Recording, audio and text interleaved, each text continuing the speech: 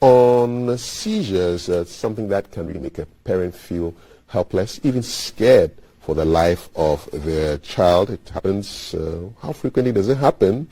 And what can you do? Is it preventable? Can a child be cured entirely of seizures?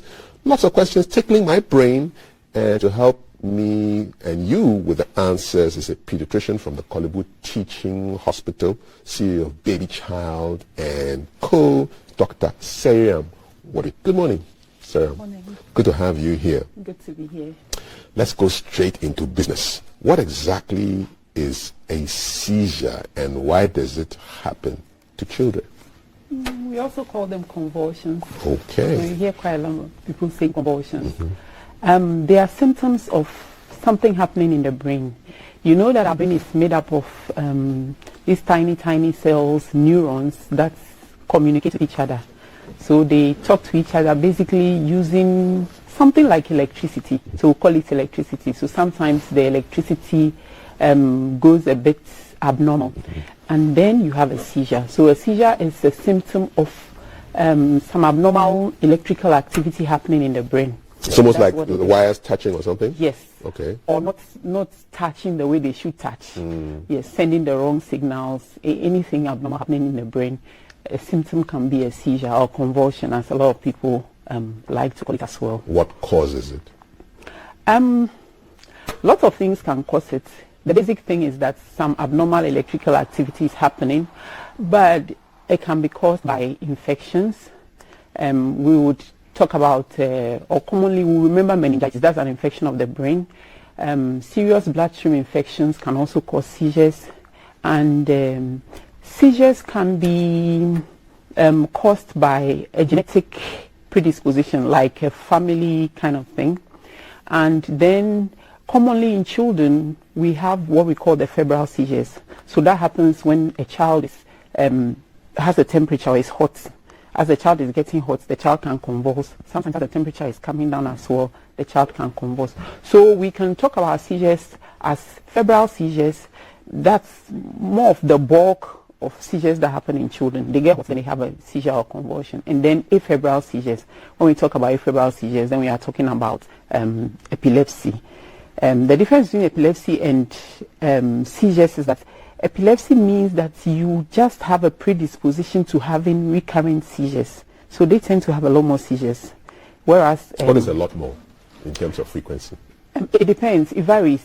It varies depending on whether you're on medication, whether the medication is working on well for you, and also the kind of epilepsy. I just realized that then I'll have to say that there are different kinds of epilepsy. Yes, so it varies. There can be a child who has one seizure a day, two a day, more than that, one a week, one a month. Somebody who is well controlled, maybe a whole year hasn't got a seizure, and then something happens and gets a seizure. So the frequency really varies. It can be that frequent, one a day? It can be that frequent. It can even be more than one a day, depending on what it is. Yes. And what does it look like for somebody who doesn't know? How would you know that your child is getting a seizure or a convulsion? It's a symptom of something happening in the brain. Commonly, we think about movements. We think about abnormal movements. So most convulsions show us abnormal movements. But we also have some convulsions that don't show any movement at all. A typical example is what we call antiseizures. I'm just here, I'm talking to you, and then for about 5-10 seconds you realize that I'm off, and then I come back. That can also be a seizure. And then this one in particular is not recognized. You have a child in school who is not doing well. It's because the child is having seizures. Nobody is picking up. So it can be movement. It can be just you are there and then you go off and then you come back.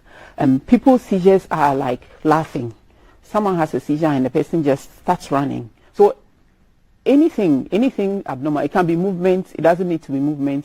In babies, sometimes you find that they're just smacking their lips. That can be a seizure as well. It's not if he's satisfied, has had a good meal or something. So you need to know how to tell the difference. And then there's some that they just twitch their eyelids. That can be a seizure as well. Wow. Yeah. The spectrum is really wide. It's really wide. Somebody can just fall down, not move, that can be a seizure. Somebody can just become stiff all of a sudden, seizure, or floppy, like extra relaxed, that can be a seizure. But commonly we all think about movement. The person begins to shake in a way that is not normal, and then and now that you say it, I remember a colleague of mine years back who would be at work and all of a sudden just stop moving and just be still for about a couple of seconds, and people were wondering what was going on. Could be. Yes, and it turned out that she was getting seizures. Oh, okay. I went to the hospital and found out. Yeah. Yes. Okay. So,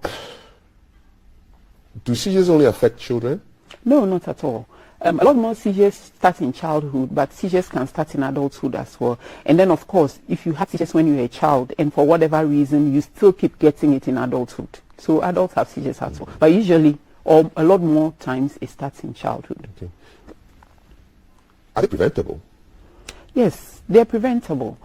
So I talked about febrile convulsions, which is common among children. So when you talk about febrile convulsions, because it's a convulsion that comes when the child is febrile or has a temperature, then if the child doesn't get a temperature, that child may not get a seizure.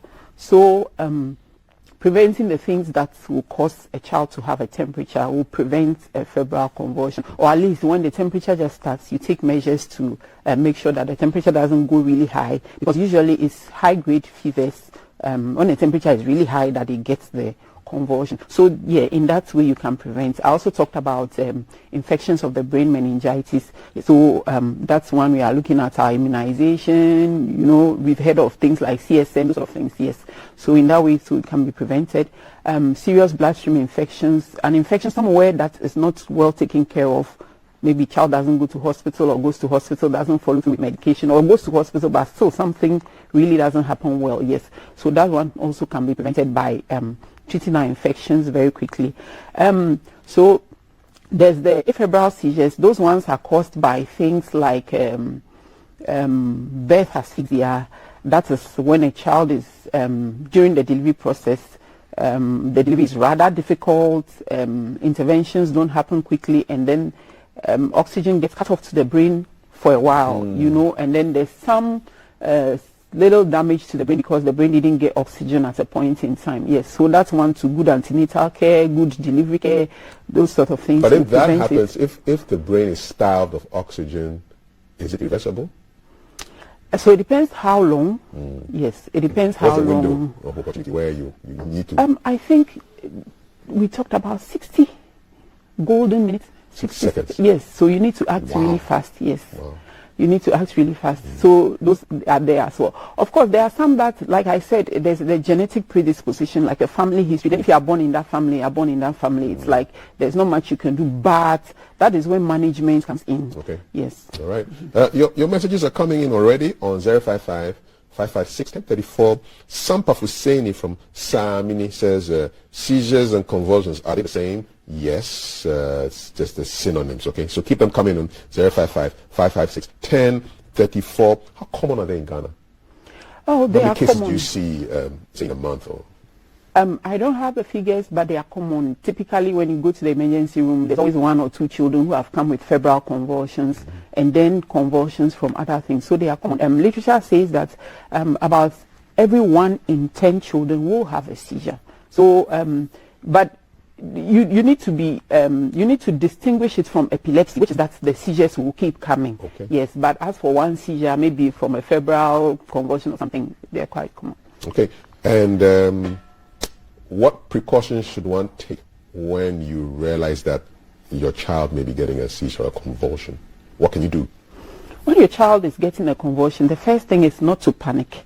Because when you panic, then you just do all sorts of things without thinking them through. So not to panic. What you need to do is to lay the child on a flat surface. So let's say that, touch wood, I'm lying on this and then I'm convulsing. The risk is that I may fall and break a bone or hit my head or something. So you lay the child on a flat surface, not near any fire, not near sharp objects, because a lot of children, when they're convulsing, they are moving uncontrollably. So you just lay the child on a flat surface, and then you just wait for the seizure to stop. Most of them will stop on their own. So you wait for that to happen. What we do sometimes, which is not good, is that when the child is convulsing, then we try to restrain the movement. But you see, the child is not doing it by himself or herself. It's not conscious. Yes. So when you do that also, you can break a bone or you can hurt the child. So just lay the child on the flat surface, wait for the seizure to be over. Sometimes people pour cold water on the child. People quickly go and grind garlic and ginger and then they are putting it in the child's mouth. Again, the child having a seizure may be unconscious even though the child is moving. So when you when you do that, you can actually choke the child. People put a spoon in the child's mouth, they can break a tooth. I mean, you just lay the child on a flat surface somewhere where the child is not going to fall into fire or hot water or something. It must be distressing though, to it's watch your extremely child distressing. Yes, it's extremely distressing. But if you panic and you want to do something, by all means, you can rather end up harming the child. So that is why I said that first thing, you don't panic. Once the seizure is over, the child needs to go to hospital. That's because when you go to hospital, then a history is taken, the child is examined, they determine what is causing the seizure, and then they try and make sure that the child does not get another seizure. Yeah. So first thing, don't panic. Lay the child on a flat surface, away from things that can harm or hurt the child accidentally. And then once the seizure is over, you head to hospital. And how's it managed? Is it medication or other methods? How do you manage seizures? Yeah, medication. There are some seizures that will determine that it's a febrile seizure. It happened because the child was hot. It won't happen again. When that happens, we just have to look for what made the child get hot and then we treat that. But if we determine that it's due to an infection, then of course we have to treat the infection. If it's determined that this is epilepsy, then the child is going to be put on medication long term. And that's the other aspect that is very distressing to parents because sometimes when we do investigations, I didn't mention that we do investigations, and the investigations will help us choose the anti-seizure medication, because there are so many anti-seizure medications, and you choose them very many, and you choose them based on certain criteria. So sometimes you start off with one and it gets good control, the child doesn't have a seizure again, and then you're happy. But sometimes you need to add on another one, you may need to add on a third one before you get control of the seizure. So when that is happening, sometimes the parents get discouraged because my child had a seizure, I took the child to hospital, the child is given medication, the child is still having seizures. Then either they stop giving the medication, or the other thing is that you give the child anti-seizure medication, and the child hasn't had a seizure for say 2-3 months, and the parent thinks that everything is fine, and then they stop. But anti-seizure medications should be started by the doctor, doses changed by the doctor and stopped by the doctor, because there's a way that you stop it. Basically, when you put a child on anti-seizure medication, you are hoping that with time the brain sort of forgets how to have a seizure. And so when you are taking the child off medication, it's done gradually, it's done in a particular way. So when you just go and stop again, just stop on your own abruptly, what may happen is that the child may have seizures all over again, and then you go back to it's almost like a reset, and then you're trying to yes. fix and then a reset. Yes. So don't stop your medication. No, you don't stop your medication. It may take months, years, but you don't stop your medication. It's the doctor that's going to stop. All right. 055-556-1034. That's our WhatsApp number. And this is Paul watching us from London, I believe, on Facebook or YouTube. You can find us on Ghana Broadcasting Corporation there. He says, please, can you demystify attribution of seizures to witchcraft, being cursed or supernatural forces, either than scientific phenomenon? People run from victims instead of helping them because of this fear. Paul Omani from London. You get this a lot?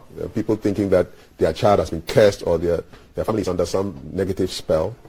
You know, the thing is, how do we call seizures in our language? We say that a bird has caught you, you know. Say it in Say it in Heavy cho. Heavy cho. So a bird has caught you. Yes. So, wow. like, and in our current languages too, I think a similar thing. So, in our even in our languages, there's the connotation that, I mean, if you have a seizure, something from up there is coming. Yes. So, that's who we are culturally, yes. But as the education goes on, hopefully we all realize that seizures are caused by other things than spiritual. It doesn't help that it tends to run in some families, you know. So because it tends to run in some families, then that family. The family is cursed. Yes. Okay. There must be something happening in that family for for them to have seizures. Yes. Okay. But like a viewer is saying, most of them we treat them with medication, good success. Yes. You don't have to take your child to somewhere for spiritual. That happens usually when we start a medication and then we are not getting good control of the seizures. But like I said, there are many medications. Sometimes you have to add on, change a bit before you get control. That's just how seizures are. And do the medications, what form do the medications come in? Oh, many forms. If a child is convulsing right now and you want to stop the convulsion, there is the one that you can give an injection, because a convulsing child will not swallow. Yeah. So there's the one that you can give as an injection. You can actually give some rectally as well. Okay. You want Through the to anus. stop. Yes, Okay. you want to stop the convulsion. But if it's a child who, the acute episode is over, you are just trying to prevent that. Most of them are oral. Okay. You drink them. You drink them. Yes, so they are syrups or they are suspensions or they are tablets that you swallow. Okay, more messages for you, Seiram. Good morning. You're giving me Honorable Kafui and Dr. Seiram and GTV. Please, do food allergies cause seizures, and what natural foods can eliminate seizures if possible? And this is Menahanta Frankobab of New Edubiase. So he's can link food allergies to seizures and convulsions? The thing is to never say never, so I will not say no.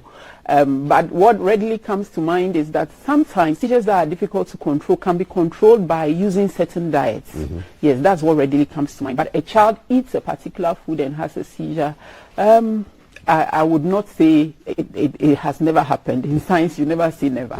It's possible, but I haven't come across one. Rather, what I know is that sometimes seizures that are difficult to control, we tend to use certain foods to help us to control them. Is the management, how expensive is it in terms of resources, money to buy the drugs? Are the drugs on NHIS, for example? Yes, a lot of them are on NHIS. Okay. A few are not, but the commonly used ones are on NHIS. Okay. Yeah.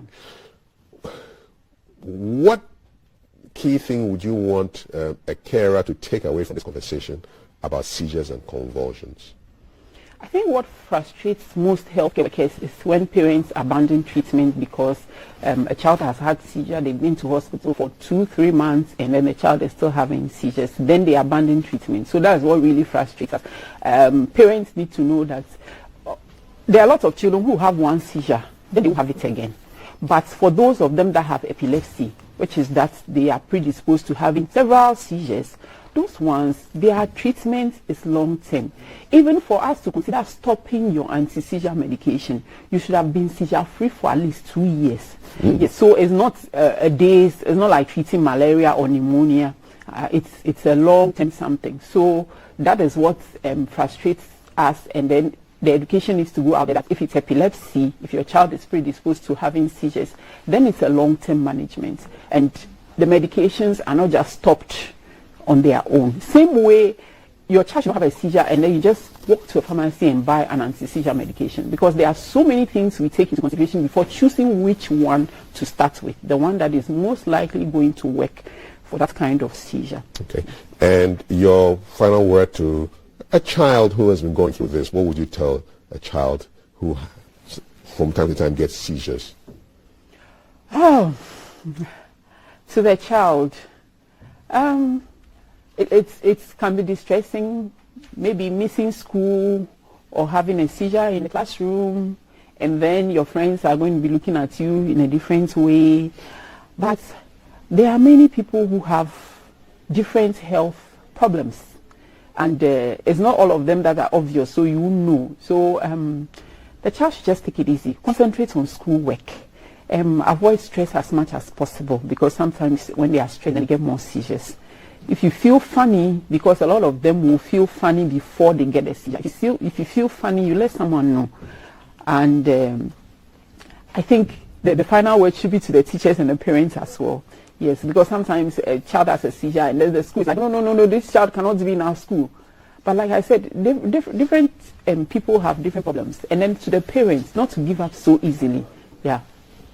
Can this advice also go for an adult who has sent in a message? He says, Aziz Asanka from Bokatanga says, good morning. As a seizure patient, how do I handle myself? I mean, whatever you said for children, can it apply for adults as well in terms of those who are going through it? Yes, it can. Okay. And for the adults, some of them are lucky in quotes, in that they know what triggers their seizures. So if you know what triggers your seizure, then you avoid that.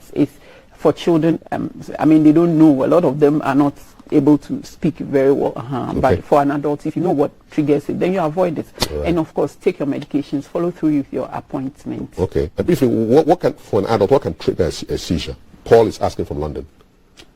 Lots of things. Lots of things, depending stress, tiredness, flashing lights, too much noise, lots of things. Okay, all right. The last one, this is from Mary. What happens when, what should, I mean, a child eases herself or loses control of the bodily functions. Can that be associated with a seizure? Yes, so the seizures that we call generalized seizures, they come with loss of continence, urinary or fecal. So they wee on themselves or they pass stool on themselves. So they are the group of seizures called generalized seizures do that. So it's generalized, it's your whole body. So temporarily you sort of lose everything. Yeah, but then after the seizure, maybe you sleep a little and then everything is back to normal. Okay. So that accompanies some seizures. Well, thank you very much for the education. Jackson Archery from Kokoridua says he's enjoying it. And I should tell you that your outfit is really beautiful. Thank you, Jackson. Yes, indeed. Dr. Seya Wadri is a pediatrician with the Kolebu Teaching Hospital and the CEO of Baby, Child and Co. Look for them on Facebook. When I go for the break, I'm going to follow them immediately. Thanks for the education. Thank you. And have a beautiful day.